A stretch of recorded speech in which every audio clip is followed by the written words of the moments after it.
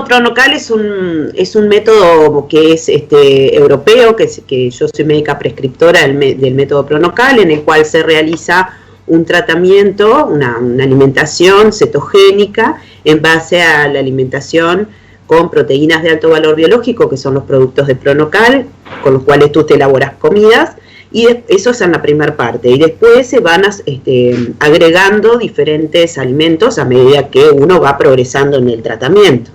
Está buenísimo porque permite a pacientes que tienen mucha cantidad de sobrepeso, de obesidad fue creado para pacientes con obesidades mórbidas, y permite en esos pacientes lograr un descenso del peso de forma rápida y segura, y logran bajar de peso.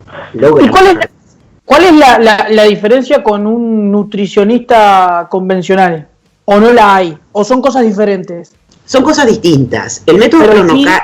El fin es el mismo.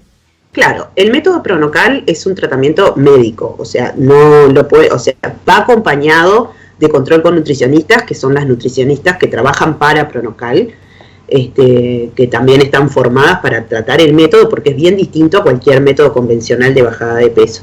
Y después, lo que sí tiene que haber es un control con médico, o sea, cada médico es quien controla a sus pacientes y quien autoriza o no seguir con el tratamiento, porque hay pacientes que tienen contraindicaciones, hay pacientes que tienen comorbilidades, que son enfermedades asociadas, que hay que ir resolviendo, que generalmente las tienen, hipertensión, diabetes, etcétera, un hipotiroidismo asociado o grasa en el hígado, que hay que ir viendo la evolución. Entonces se le da un tratamiento más integral al paciente, ¿verdad? Claro. Que con respecto a ¿Cómo viste, Mariana, el nuevo método, digamos, de conectarte con la gente? Porque claro,